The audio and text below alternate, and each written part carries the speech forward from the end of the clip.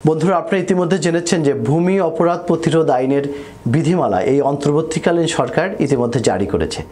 এখন থেকে কোনো ব্যক্তির জমি অন্যায়ভাবে বেদখল করা হলে, জমির দলিল নিয়ে কেউ জালিয়াতি করলে এই আইনের বিধিমালা অনুযায়ী সংশ্লিষ্টদের বিরুদ্ধে তাৎক্ষণিক ব্যবস্থা নেওয়া যাবে।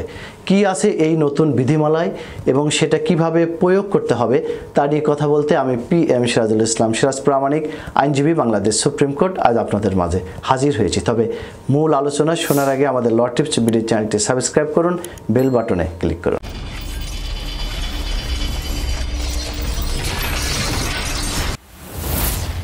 সারা দেশে ভূমি নিয়ে প্রতারণা, জালিয়াতি এবং বেদখল বন্ধে আগেই কিন্তু ভূমি অপরাধ প্রতিরোধ প্রতিকার আইন 2023 তৈরি হয়েছে।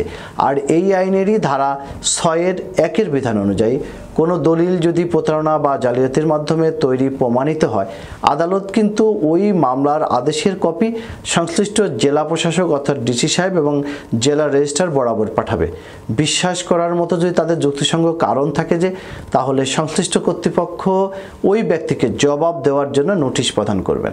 আবার অবৈধ দখল প্রতিরোধের ব্যবস্থা গ্রহণের এই আইনের 7 ধারার উদ্দেশ্য পূরণকল্পে আইনানুগ দখলকার যদি কোনো ব্যক্তিকে উপযুক্ত আদালত বা কর্তৃপক্ষের আদেশ ছাড়া তার দখল করা ভূমি হতে বেদখল করে থাকেন বা উচ্ছেদ করবার চেষ্টা করা হয় বা হুমকি দেওয়া হয়, তাকে ওই ভূমির দখল বা প্রবেশে বাধা দিলে তিনি দায়িত্বপ্রাপ্ত ওই জেলার এক্সিকিউটিভ ম্যাজিস্ট্রেটের কাছে তা প্রতিরোধের ব্যবস্থা গ্রহণের জন্য প্রয়োজনীয় দলিল সহ আবেদন করতে পারবেন। তার মানে আপনি এমন অদ্ভুত পরিস্থিতির শিকার হলে আপনি তাৎক্ষণিকভাবে নির্বাহী ম্যাজিস্ট্রেটের কাছে আবেদন করতে পারবেন।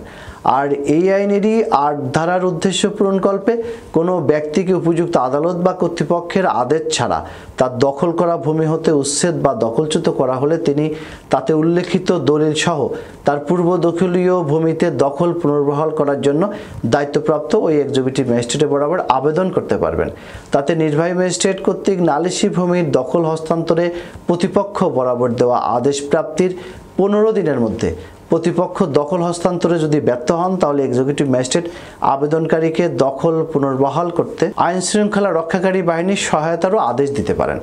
সরকারি, আধা সরকারি, স্বায়ত্তশাসিত প্রতিষ্ঠান বা জনসাধারণের ব্যবহার্য ভূমির ক্ষতিসাধন বা শ্রেণী পরিবর্তন এবং অবৈধভাবে মাটির উপরিস্তর কর্তনের ক্ষেত্রে ব্যবস্থা গ্রহণে আইনের ধারা 11, 12, 13 উদ্দেশ্য পূরণে যদি কোনো ব্যক্তি কোনো কার্য করেন, তাহলে কেন তার বিরুদ্ধে আইনের ধারা 14 অধীনে ব্যবস্থা গ্রহণ করা হবে না, সেই জন্য জেলা প্রশাসক বা ক্ষমতাপ্রাপ্ত কর্মকর্তা কারণ দর্শানোর ক্ষেত্রে নোটিশ দিতে পারবেন। এবং এই বিধিমালা তৈরির মধ্যে দিয়ে এই আইনের সুফল ভুক্তভোগীরা পাবেন বলে আশা করি।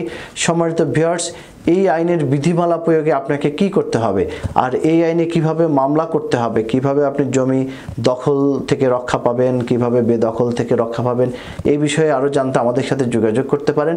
ভিডিওর স্ক্রিনে mobile number, email, WhatsApp number দেওয়া আছে।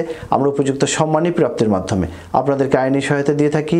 আজ এ পর্যন্তই। সবাই ভালো থাকবেন, সুস্থ থাকবেন। আমাদের চ্যানেলটিতে সাবস্ক্রাইব করতে ভুলবেন না।